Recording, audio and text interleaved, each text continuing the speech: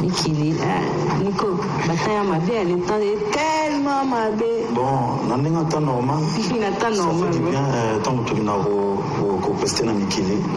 Ça va bien parce que la diaspora va être belle, elle n'a pas de choses. On a pas mon en live. C'est là-bas, on va appeler sur on va CD, on va vidéo. Donc, oui, ils ont manqué quand même par rapport au mien. On est à bloc de mouvement. On est là parce que tu as on a trouvé une mission de service. Nous avons une mission comme à la française, à la belge. La minute de répondre à la question. Bon, moi je suis parent français. Il y a qu'à la des enfants sont déjà grandis. Et vous pouvez en bangater. Pourquoi fanatique n'a pas besoin de télé parce que temps il a besoin de et tant la besoin de musique donc on est pour au Bangladesh on a Hong Kong donc c'est pour les enfants bisous dans la moussa les dans tant au travail pour tous amis qu'on embête le quoi avec papa les gens Gabi papa Jean Gabi dans en français mais avant dans la on va voir Oscar sur on va qu'il n'a pas besoin de Gaus Kébé attends bon il y a une question bande wabingi na braza kutala biso bazota biso partout j'en fils baza ça tous kara na ba Congo tout koti ba côté kuna alors babu bazomona abutote akiwapi te bouton azali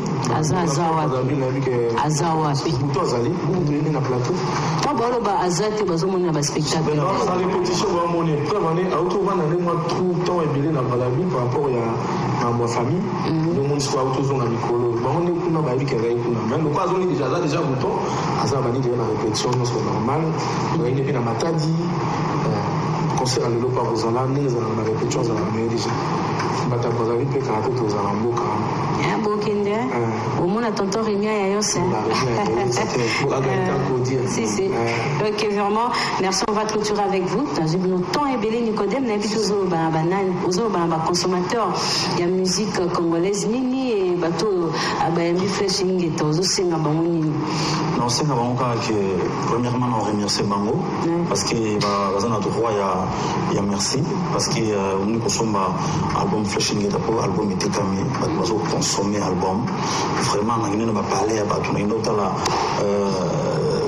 honorable Mitch on a parlé dans sentiment que on va coffrer il y a Flashing et tous les 3 volumes il y a pas tout vraiment dans le c'est original appelé européen donc merci Mando pour consommer album pour continuer à soutenir Bisso pour vraiment album de Flashing et encore nous en a donné recevoir merci na batutu batali Bisso lelo na bosanité Freddy Maître Freddy la mbongo ikele donc mbote nae mbote honorable Didas Pembe et puis mbote na masanangai lourd la bisoté ndabi. Merci Nicodème, rendez-vous tout à l'heure à l'espace Mayalos à Mongafula. Rendez-vous à ne pas manquer avec le roi de la forêt, n'est-ce pas Dr Muzungu Tozangate Tadena Bitolobini. Ouais, merci d'abord on a vu ma bibi sur vraiment mission de tout temps vous êtes à l'aise dans cette presque na Kin 24 no Bimba donc ma bibi sont très à l'aise pour plateau du Toko. On remercie kaka ma fanatique tout bangalo tout on a déjà vu ko on a vu sur Mayalos donc fameux Mbolo ya tout on a Patricia Omolo Ayaombo ne pour vaincre Patrick Bondedi mon porte junior Zénith Oscar Subang l'administrateur tous on a vu surtout ma bana tout le monde qui ma bibi sont de sous ma de badol balangalio ma c'est là donc de bungalio ya mwana de badol on a staff na de bungalio